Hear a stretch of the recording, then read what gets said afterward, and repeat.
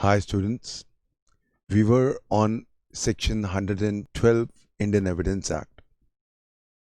We had started our journey from section 4 presumptions and we had reached conclusive proof, which is basically presumption of law which is irrebuttable. In my previous lecture we had discussed the basic ingredients of section 112.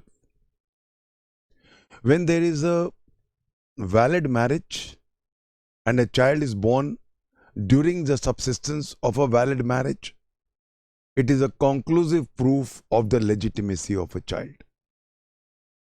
Second part, if a child is born within is the more important word, within 280 days of the dissolution of that marriage, then also it is a conclusive proof of the legitimacy of that child. Provided, of course, that when the child was begotten, when the child was conceived, the husband had access to the wife. So we could divide section 113 into 112 into three parts. Firstly, birth of a child during a valid marriage. Secondly, birth of a child within 280 days of the dissolution of marriage. Thirdly, whether the husband had access at the time of the conception of the child. ये 3 points. इसके ऊपर मैंने पिछली बार valid marriage पे I had dwelt a little bit and we had seen what are the connotations of the word valid marriage in my previous lecture.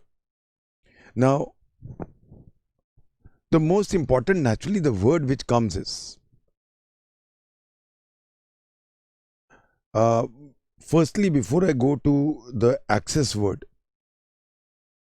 like to quote Supreme Court, SPS Balasubramaniam,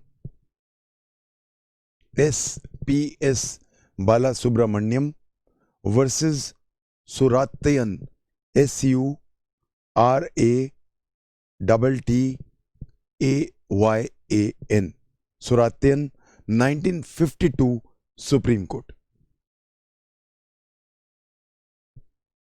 This section applies to legitimacy of children of a married person only. अब ये 1952 का supreme court का judgment है. However, married का हम एक और wider meaning हमने पिछली बार लिया था, लिविंग इन रिलेशनशिप्स, क्योंकि उस टाइम पे लिविंग इन रिलेशनशिप्स नहीं होते थे.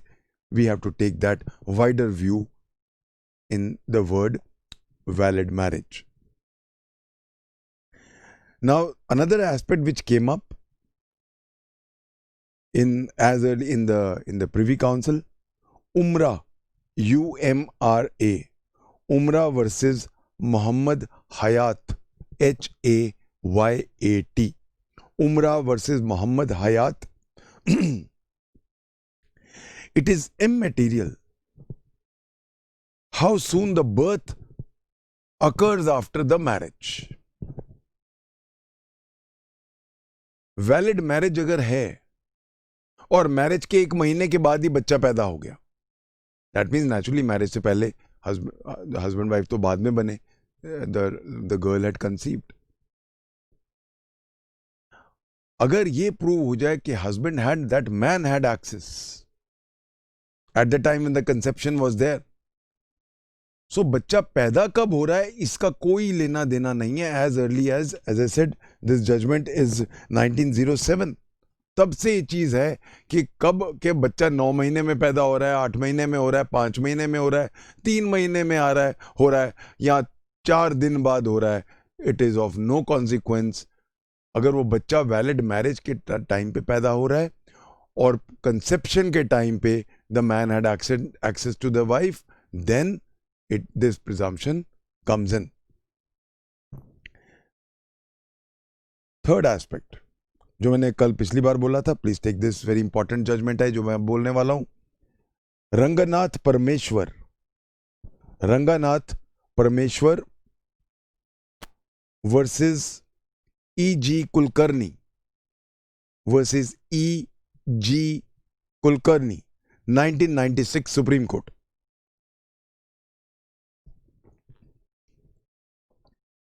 ये क्यों मैं कह रहा हूं इंपॉर्टेंट है? जो मैंने वैलिड मैरिज का कंसेप्ट को बढ़ाया था मैंने, उसके ऊपर है। इस केस में क्या हुआ कि हाई कोर्ट ने प्रिजम्पशन लेने से मना कर दिया क्योंकि factum of marriage was not proved. Factum of marriage prove कैसे होता है मैंने पिछली बार भी आपको बताया। Solemnization of marriage is the best proof of marriage. तो जहां पे सोलेमनाइजेशन में प्रूव नहीं कर पाता, हिंदू लॉ में सोलेमनाइजेशन रीति रिवाजों के साथ होता है, तो जहां मैं सोलेमनाइजेशन नहीं प्रूव कर पा रहा हूं तो वहां पे we can't take it as a marriage. अब यहां इस केस में क्या हुआ, इस कुलकर्णी की केस में, कि they were not able to prove the factum of marriage, that mean solemnization of marriage. High court ने कहा नहीं जी, मैरिज आप प्रूव नहीं कर पा रहे, हम कोई प्रिजम्पशन नहीं लेंगे, and they refuse to take presumption under this section. बच्चे का मामला था, मामला सुप्रीम कोर्ट में गया इसी मामले में। So in this 1996 judgment the supreme court what it held was there is a presumption of valid marriage. ये लिख लो, ये जरूरी है। There is a presumption of valid marriage from the fact of living together as husband and wife. So एक presumption ले सकता है court of a valid marriage from the fact of living together as husband and wife for a continuous and long period. So जहां एक living in relationship continuous है और एक reasonably long period है, रीजनेबली लॉन्ग पीरियड हम किसको कहेंगे?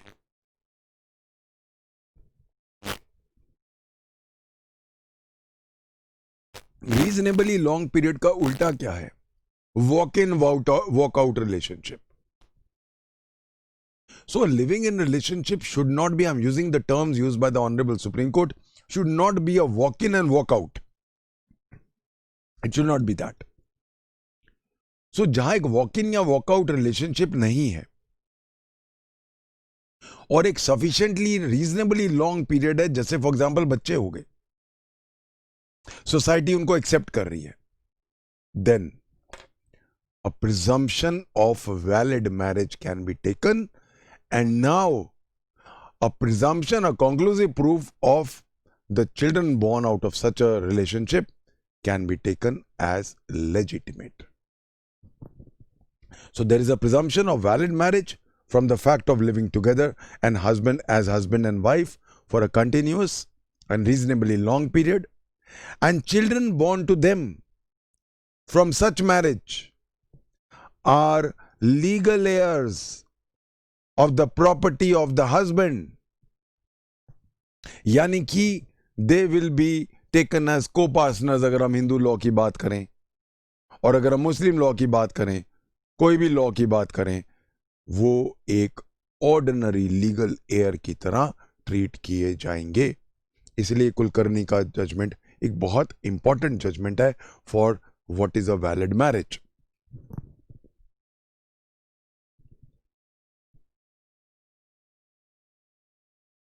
इस पे हमारे पास जो मैंने आपको बाला सुब्रमण्यम का केस बताया था, उसमें भी ये चीज आई है।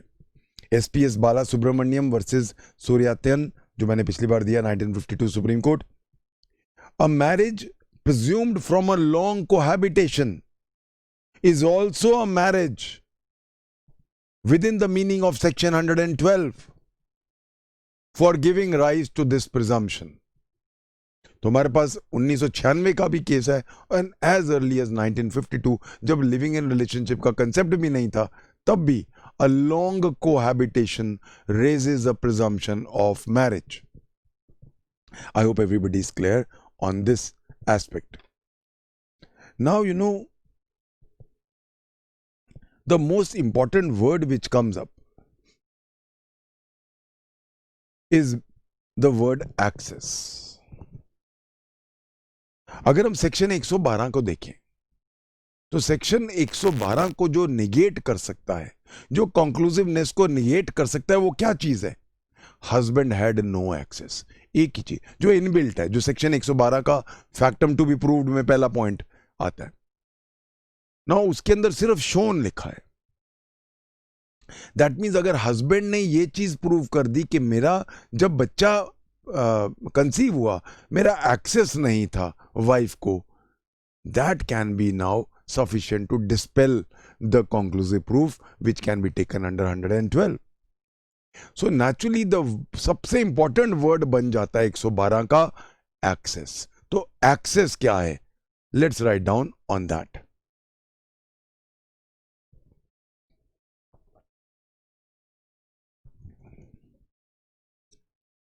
यू नो, एक्सेस जो होता है उस पे क्वेश्चन आ सकता है। The interpretation of the word access in section 112 Indian Evidence Act, 5 marks. Access in 112, 5 marks. You know, अगर हम शुरू में जाएं, प्रीवी काउंसिल के भी जजमेंट से पहले जाएं, तो उस टाइम पे कई हाई कोर्ट्स ने एक्सेस का मीनिंग था actual sexual intercourse between the spouses. मतलब ये प्रूव करो कि एक्चुअल इंटरकोर्स हुआ था ये। But then the famous privy council judgement comes on this controversy के एक्चुअल सेक्सुअल इंटरकोर्स। अब ये कैसे पता चले कि कौन से इंटरकोर्स से बच्चा पैदा हुआ, कंसीव हुआ है? बड़ा मुश्किल काम था। सो दैट इज वाई एक प्रीवी काउंसिल का बड़ा इंपॉर्टेंट जजमेंट आता है, KARAPAYA, Karapaya, KARAPAYA, Karapaya Sirvai, SERVAI, Karayappa Sirvai versus Mayandi, MAYANDI, Karayappa Sirvai versus Mayandi. This is 1934 privy council. इसमें पहली बार एक्सेस वर्ड का इंटरप्रिटेशन सही तरीके से किया गया। In this Privy Council judgment, it was held that the word access connotes only the existence of an opportunity. It connotes only existence of an opportunity for marital intercourse. तो जहां opportunity है, so please remember, ये prelims का question भी बन सकता है। Access means actual sexual intercourse, opportunity for having sexual intercourse. This is a correct answer. So जहां पे हस्बैंड को अपॉर्चुनिटी है कि वो सेक्सुअल इंटरकोर्स कर सकता है, that will be taken as access. You know, this matter has come up again before many Supreme Court judgments. It came up for consideration earliest in 1954 before the Honorable Supreme Court. It came up in a 3-judge bench decision in C. Venkateshwarlu, C. Venkatesh, VENKATASWARLU, C. Venkatacharlu versus C. Venkat Narayan. So C. Venkat Savarlu versus C. Venkat Narayan, VENKATANARAYANA, Venkat Narayan, 1954 Supreme Court.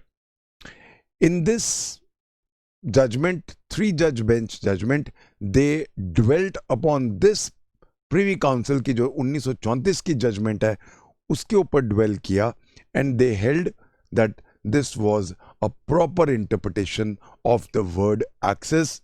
In this Venkat Raman case, the Honorable Supreme Court reiterated and approved the interpretation of access as given by the 1934 Privy Council judgment. Then it came up for consideration in many other judgments. For example, again in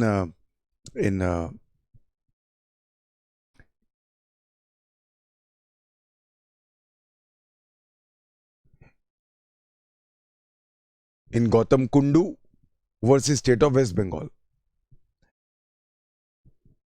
Also, Kamti Devi versus Poshi Ram.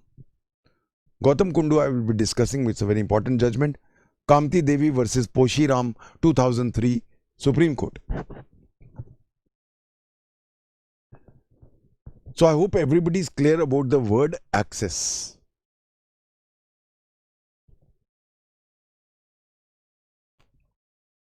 Access basically means that the husband had an opportunity of having sexual intercourse with his wife. ये बड़ा खतरनाक है. That means जहां husband अपने घर आके सोता है, वाइफ है वहां, और वाइफ का कहीं बाहर अफेयर चल रहा है. Now husband has access to the wife, though the wife may have conceived from a neighbor. तभी मैंने कहा ये खतरनाक वर्ड है. Okay. Now the question arises, access का स्टैंडर्ड ऑफ प्रूफ क्या है, किस हद तक प्रूफ करना है, ये इंपॉर्टेंट हो जाता है.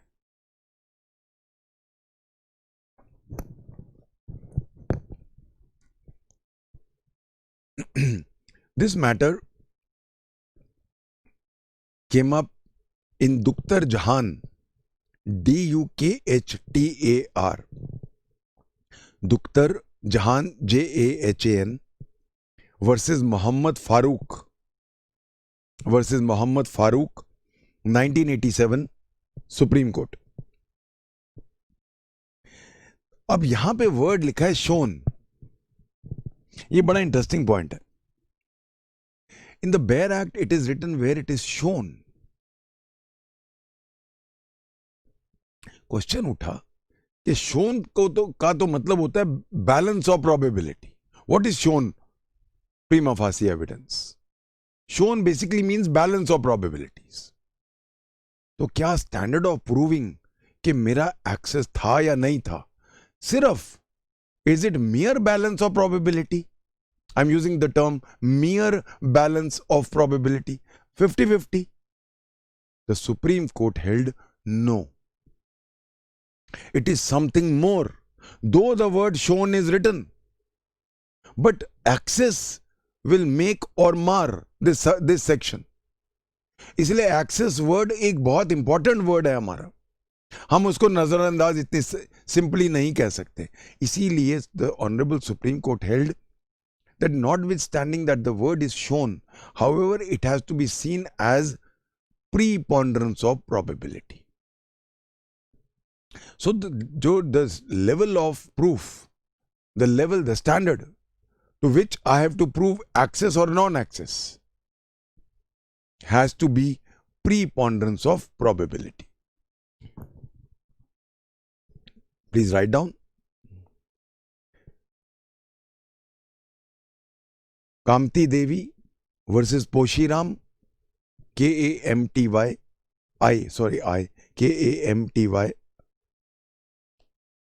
Kamti, Ti, Kamti Devi versus Poshi Ram, Poshi, एक बहुत इंपॉर्टेंट लैंडमार्क जजमेंट है, 2001 Supreme Court. The standard of proof in such cases cannot be a mere balance of probability, but a strong preponderance of evidence. So cannot be a mere balance of probability, but a strong preponderance of evidence. The same thing was repeated in Banarsi Das versus Tikku Datta. Banarsi Das versus Tikku, Tewekku, Tikku Datta, 2005 Supreme Court. that this presumption can be overthrown not by a mere balance of probabilities, but by a strong preponderance of evidence. Same thing was held in Duktar Jahan versus Muhammad Farooq. Same thing was held in Gautam Kundu versus State of West Bengal. Duktar Jahan versus Muhammad Farooq is 1987 Supreme Court. Duktar Jahan versus Muhammad Farooq. Gautam Kundu versus State of West Bengal is 1993 Supreme Court. So I hope now everybody is clear about the meaning of the word access and what is the standard of proof to which access must be proved. Now, one important matter came up before Kerala High Court. What about pregnancy before marriage? If there was a pregnancy before marriage, this matter came up in P.V. Sabu. P.V. Sabu, S-A-B-U Sabu versus Mania Kutti, M-A-N-I-A, Mania, Kutti, K-U-T-T-Y, 1998 Kerala High Court. Where the husband was not aware of the fact of pregnancy at the time of marriage.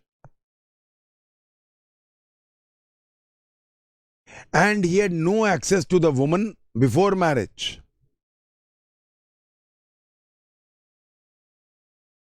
There would be no question of application of section 112. तो जहां लड़की pregnant थी marriage के time पे and he had no access और उसका कोई role नहीं था, ऐसे केसेस में 112 का प्रिजम्पशन नहीं लिया जा सकता. In fact, इसी जजमेंट में it was written that it amounts to a fraud in marriage. तो ये तो in fact fraud है मैरिज में, ground for divorce भी बनता है. Now that we are clear about one thing more, please, one thing. एक और एस्पेक्ट आया था. This matter came up in Narendra Nath Pahadi.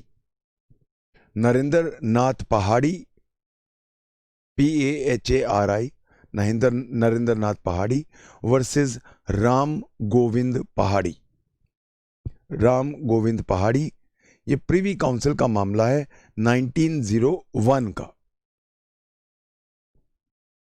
Question ये उठा, हस्बैंड ने कहा कि सर मैं चलो एक्सेस तो था पर मैं बीमार था, और जब मैं बीमार था तो फिर मैं कैसे कंसीव करा सकता था, तो सर मेरा एक्सेस नहीं मानना चाहिए. इसके अंदर एक बड़ा इंपॉर्टेंट लॉ निकाला प्रीवी काउंसिल ने. उसने कहा इलनेस पर से can not be taken as non access. जी बीमार हूं, बट अगर इलनेस इस तरह की है which makes him totally disabled, तब ये मान सकते हैं. तो एक्सेस का एक और डायमेंशन है जो आप उसके साथ ही अटैच कर लो. प्रीवी काउंसिल का जजमेंट है ये 1901 का, in which the court said, the privy council said that illness, कोई अगर बेनिफिट मांगता कि जी मैं तो बीमार था, तो दे सेड इलनेस पर से can not be taken as non access. It will have to be proved. For non access the man will have to prove that his illness was of such an extent that he was completely disabled and he was completely unable to have sexual intercourse. So if he can have sexual intercourse even during illness, it will be taken as access. So please remember, illness per se does not mean non-access. Privi council का एक judgement था, ये बहुत पुराना था, बहुत बार आ जाता है। नाउ अब इतना कुछ हमने जो भी बात की, वन थिंग मोर, एक इसके ऊपर मैं और जजमेंट देना चाहूंगा। पुरानी जजमेंट है मेड्रॉस की, 1931। Jagannath Mudali, Jagannath Mudali, MUDALI, Jagannath Mudali versus Chinna Swami, Jagannath Mudali versus Chinna Swami, 1931 Madras. इस केस में क्या हुआ, सपोज वाइफ की अडल्ट्री प्रूव हो रही है और उस टाइम पे there was the husband had access,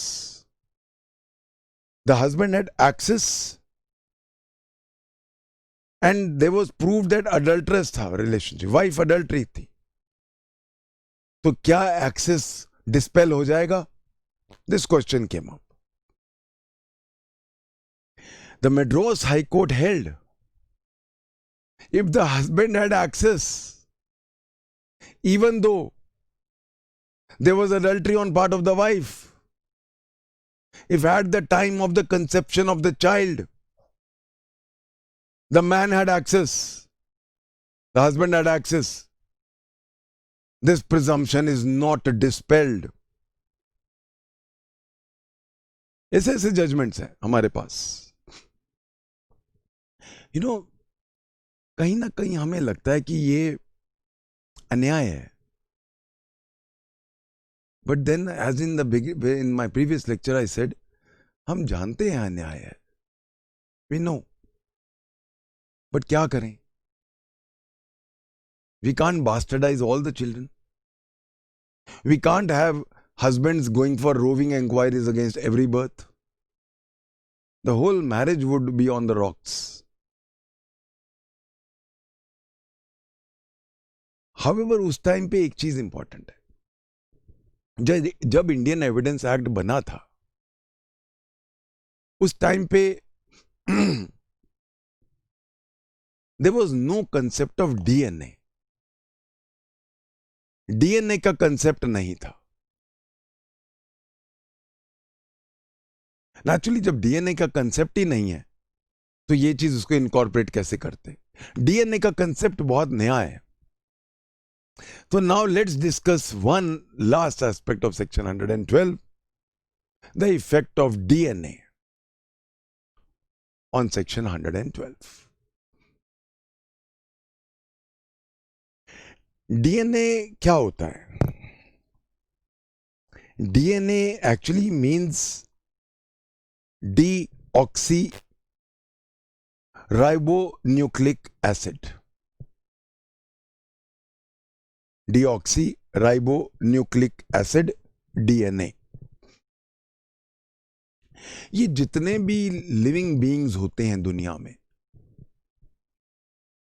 वो सब सेल से बनते हैं।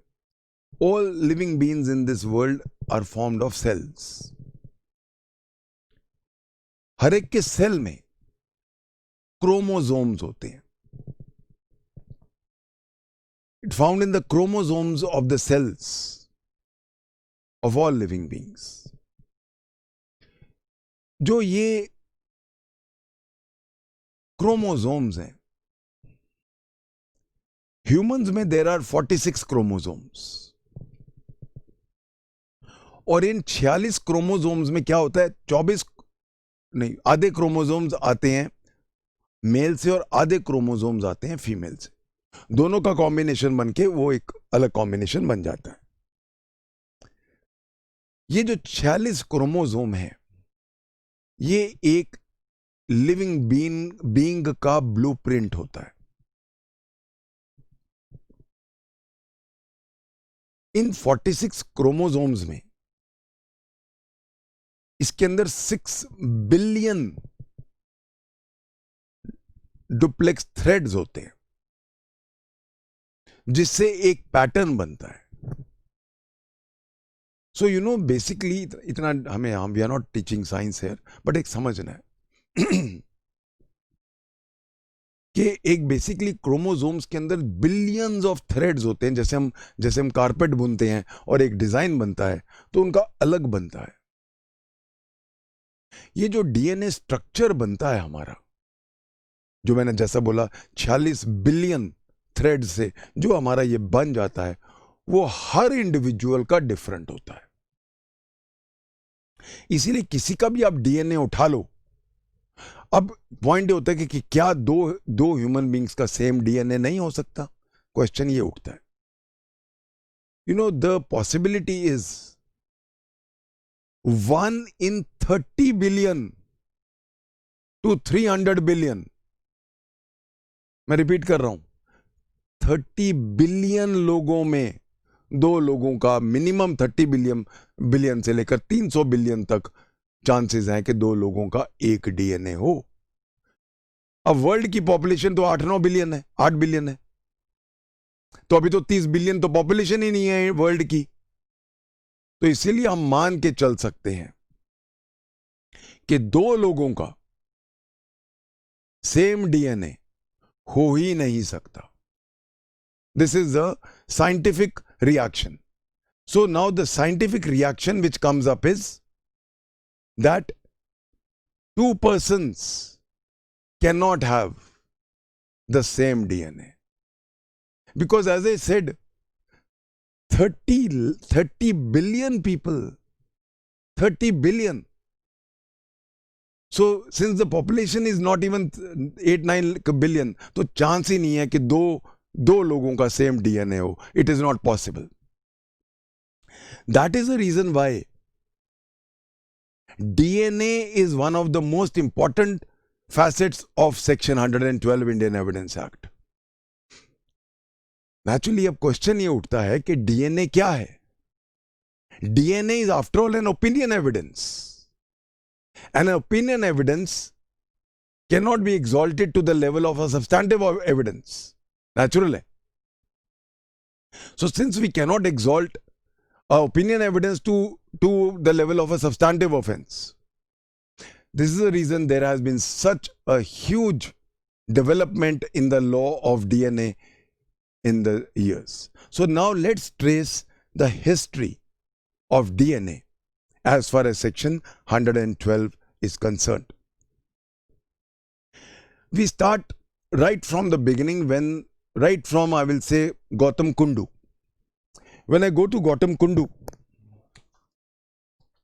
this judgment came up in 1993.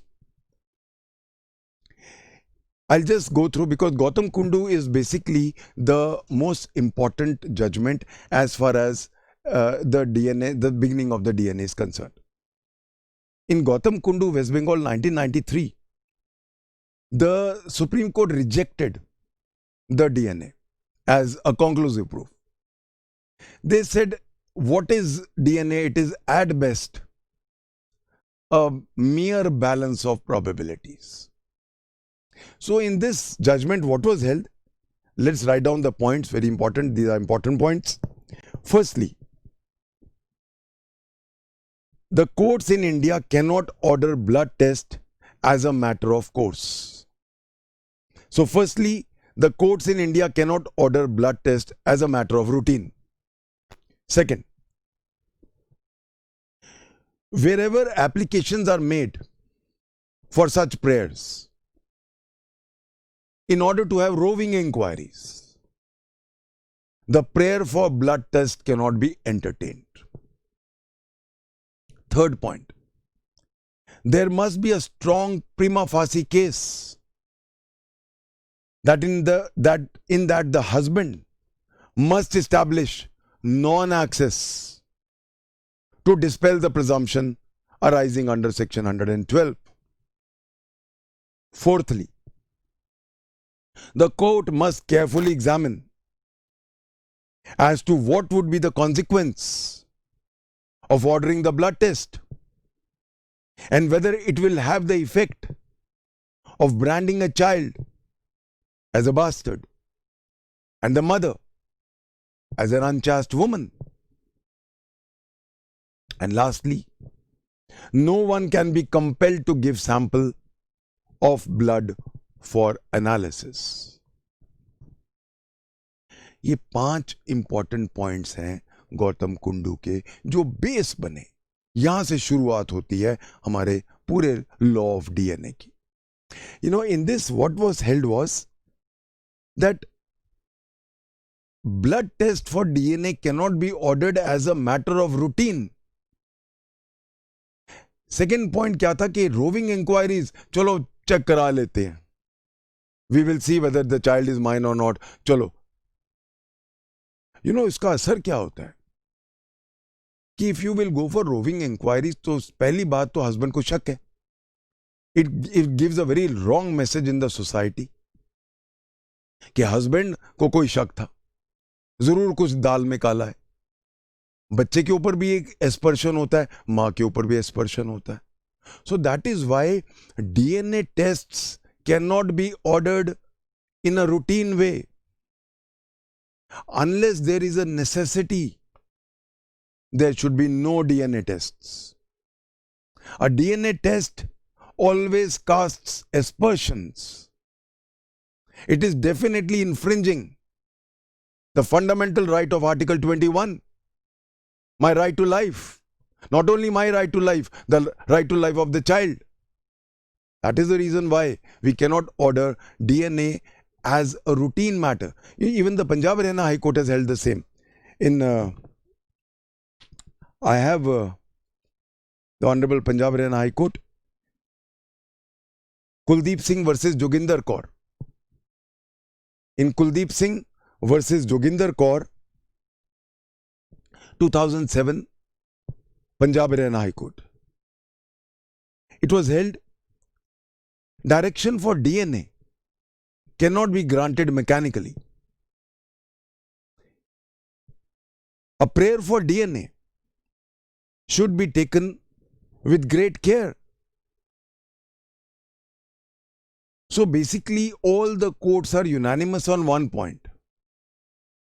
DNAs should not be ordered in a routine course. DNA should not be a roving inquiry. A DNA, as per Gautam Kundu, is not at all conclusive. अब जब ये गौतम कुंडू का हमारे पास judgement आया, अब तो पूरी आग लग गई. Lot of high courts, normally what happens is 2-3 high courts are, they have interpretations of their own. So naturally there was a first reaction. This reaction came up from Bombay. This matter came up in Sadashiv Malika Arjun Kharedkar. Sadashiv Malika Arjun Kharedkar. Kheradkar. Malika Arjun Kharedkar versus Nandini Sadashiv Kharedkar. 1995, Bombay High Court. In this judgment, the Bombay High Court lamented, this is absurd. A DNA is such a good test, why can't we do it? Lament kiya tha. Delhi High Court also followed suit. Delhi High Court in Kanchan Bedi versus Gurpreet Bedi, Delhi, 2003. ये दोनों बॉम्बे और Delhi high courts बहुत आगे चलते हैं. Now, in this Delhi High Court judgment, they said DNA is definitely a very, very reliable test. और अब इस केस में जो कंचन बेदी वाला केस था दिल्ली हाई कोर्ट का, दिल्ली हाई कोर्ट अलाउड, जैसे डीएनए कर लो. तो कहीं ना कहीं ये रिवोल्ट्स होने शुरू हुए. The Supreme Court also softened its stand. It took up the stand कि जहां पे एक डीएनए का ऑर्डर हुआ और मना कर रहा है फादर कि मुझे डीएनए नहीं कराना. Now a presumption can be taken against the father. Father मना क्यों कर रहा है? So that is why we have Sharda versus Dharampal, 2003 Supreme Court. In Sharda versus Dharamapal, the Supreme Court held that whenever a DNA test is ordered, it cannot be taken as a violation of right to life. It is definitely not a violation of my right to life. And if he refuses to undergo a test where the court has ordered, a presumption may be taken against him. So now we will take a presumption against that person whom the court has ordered to undergo a DNA test and he refuses to do so. Now we can take a presumption against him. Supreme Court started softening the stand. Naturally with the passage of time, 1993 कितना पुराना हो गया, होना ही था ये. उसके बाद एक हमारे पास बहुत इंपॉर्टेंट जजमेंट आता है दिल्ली हाई कोर्ट का. दिल्ली हाई कोर्ट में justice Rajiv Endlaw, he passed a very, very important judgment in Rohit Shekhar versus Narayan Dutt Tiwari. ये जजमेंट आता है. ये 27 अप्रैल 2012 को आता है. Now this judgment of Rohit Shekhar versus Narayan Dutt Tiwari 2012 Supreme Court, इसमें Justice Rajiv Endlaw said, why can't we take it as a conclusive evidence? क्यों हम नहीं कर लेते? और इस केस में what was held was that the person can be forced to give DNA. पहला point. दूसरा, DNA can be taken as a very important piece of substantive evidence. ये जो जजमेंट था दिल्ली हाई कोर्ट का, this marked a change. अब पूरा change हो जाता है. ये पहला जजमेंट आता है जहां डीएनए को बोला गया that this can be actually the deciding factor. The DNA can be taken as a deciding factor. ये दिल्ली हाई कोर्ट का जो जजमेंट आता है, ये एक बेसिकली फ्लड गेट्स खोल देता है. और उसके बाद आता है एक बहुत ही फेमस जजमेंट, और जो लैंडमार्क जजमेंट है, और जो आप सबको आना चाहिए, बिकॉज दिस जजमेंट इटसेल्फ में come up in the exam as a complete judgment in exam. And this judgement is Nandlal Vasudev Badwaik. Please mark this very carefully.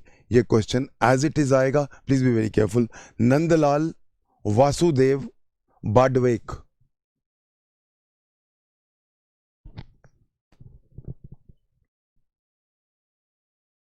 Nandlal Vasudev Badwaik, BADWAIK versus Lata Nandlal Badwaik, Nandlal Badwaik 2014 supreme court, 2014 का आता है. ये जस्टिस केहर का जजमेंट है, 2 जज बेंच है.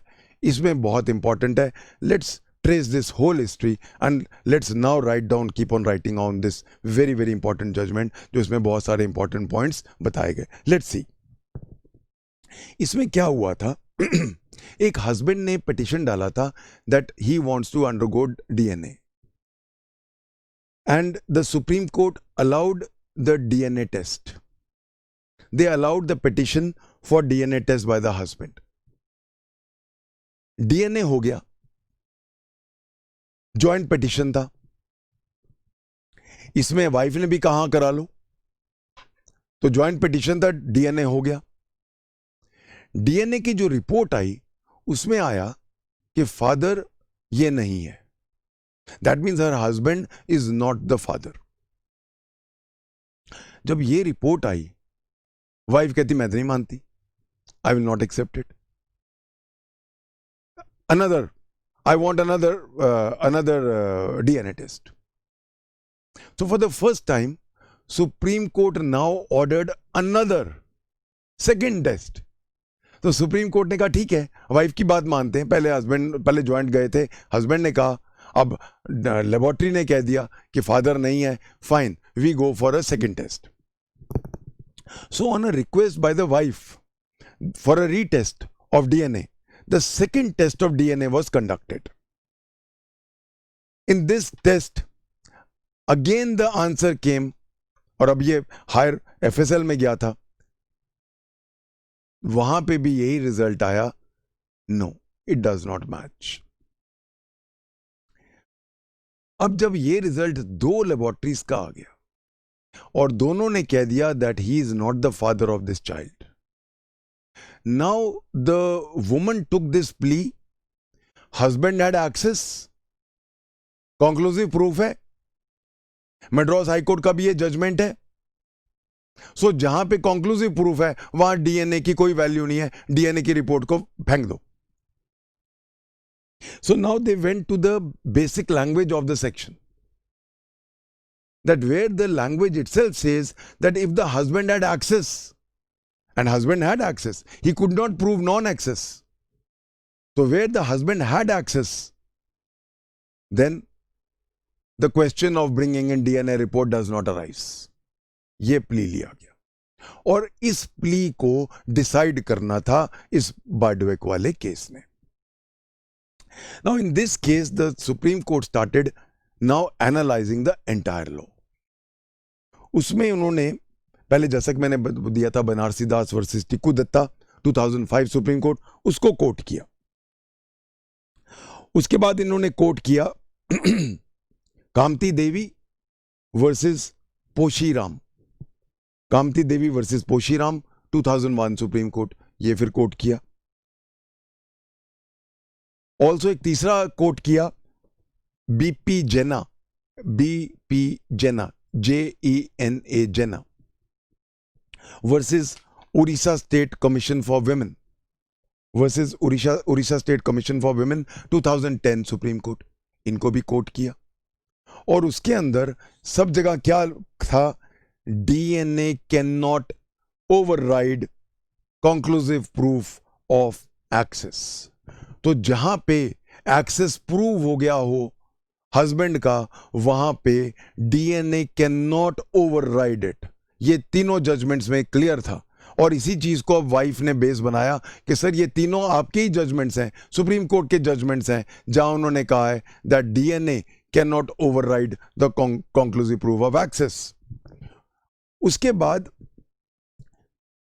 in this judgment the Supreme Court now came to one very important aspect, कि क्या हम डीएनए टेस्ट ऑर्डर कर सकते हैं? Can we order DNA test? That is a question which arises. And on this they said there is what we call, and now this very beautiful test, the test of eminent need. The test of eminent need. क्या eminent need है? The test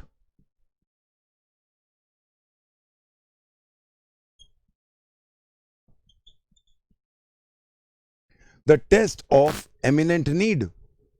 Is there a test of eminent need? तो जहां पे उलझा हुआ है, जहां तो कोई जरूरत नहीं है, वहां तो हमें कोई टेस्ट नहीं, बट जहां ऐसा मामला आ गया वहां पे कोर्ट का काम क्या है? What is the job of the court? To separate the grain from the chaff. What is the basic job of a court? To ensure that justice is done.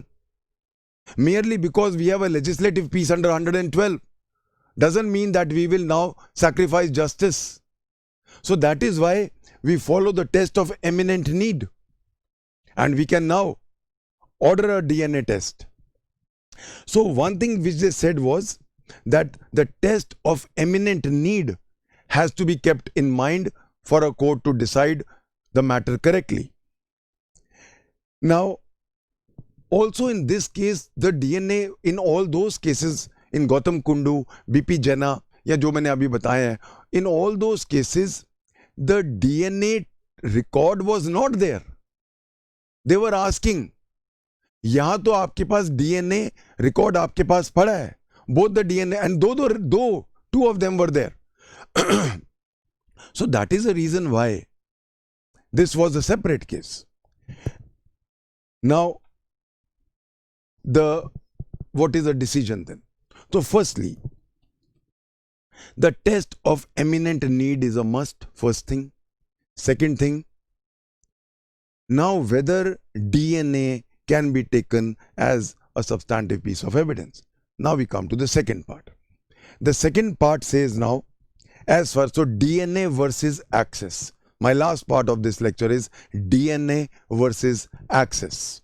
Now, in this judgment, the Honorable Supreme Court held that Section 112 was created when there was no DNA test available at that time. So at that time when Section 112 was created, DNA was not in the contemplation of the legislature.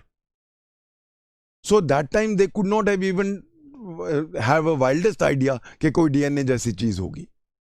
But then I would like to quote the exact lines from this judgment. They said,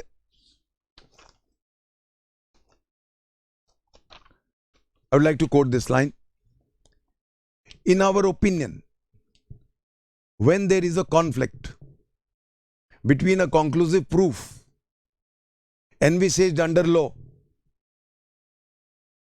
and a proof based on scientific advancement accepted by the world community to be correct, the latter must prevail over the former. मैं repeat कर रहा हूं, ये बहुत important lines हैं हमारी. In our opinion, when there is a conflict between a conclusive proof envisaged under law and a proof based on scientific advancement accepted by the world community to be correct, the latter must prevail over the former. In other words, scientific development will override this law. So as a result, we can safely say that DNA can be taken as a very important substantive piece of evidence. And hence, using this report, that DNA is a very fairly it's a very acceptable piece of evidence. No reason why we should not do it. First time we have now a DNA as an expert, though it is an opinion evidence. So in this judgment now, DNA is taken as a conclusive proof. Now this judgment has changed the entire way in which the DNA law was framed. इसीलिए बार्डविक इतना important judgement बन गया क्योंकि इसमें पूरा का पूरा DNA का लॉ ही इन्होंने चेंज कर दिया था. आई वुड हेसन टू से, दो बार्डविक हैज बिकम अ लैंडमार्क और हम इसको बहुत यूज भी करते हैं, पर मैं एक चीज और बताना चाहूंगा, एक थोड़े लेटेस्ट जजमेंट्स पे और आऊंगा. In 2019 we have a judgment of Pattu Rajan, PATTU, Pattu Rajan, RAJAN Rajan, Pattu Rajan versus State of Tamil Nadu. Pattu Rajan versus State of Tamil Nadu, in which they again came back to the same kahani. They said DNA evidence is opinion evidence. And the court is not bound to accept the opinion. It depends from case to case. It is a question of fact. So that means 2019 in Pattu Rajan, now again the matter comes back, though it is not totally negated. Negate नहीं कर रहा है, वो कह रहा है however हमें notwithstanding Bardwick हमें एक चीज ध्यान में रखनी पड़ेगी कि जो DNA एविडेंस है वो एक ओपिनियन एविडेंस ही है और कोर्ट बाउंड नहीं है, कंक्लूसिव प्रूफ नहीं है. कोर्ट बाउंड नहीं है कि चलो जी अब तो डीएनए आ गया, इसको तो हमें मानना ही है. ओपिनियन एविडेंस कोर्ट की मर्जी है, एक्सेप्ट करे या ना करे, केस टू केस डिपेंड करेगा, depending on the base in the interest of justice. So जहां पे जरूरत है वहीं करेंगे, बाकी और जगह हमें मर्जी है कोर्ट की इसको यूज करे या ना करे. So Pattu Rajan must be read along with Badwaik. Badwaik ने तो कह दिया था कि जहां ये आ गया खत्म कहानी, but now the court again in 2019 said that it is and after all an opinion evidence. Opinion evidence जो है वो ओपिनियन ही होता है, और कोर्ट की मर्जी है कि उसको यूज करे एज फाइनल या ना करे, depends from case to case. It's a question of fact. No hard and fast rule can be laid down by Bardwick. So I hope now everybody is clear about section 112. We've gone into great details of this whole, including the law of DNA, and now I hope everybody is absolutely clear on this. Thank you. God bless.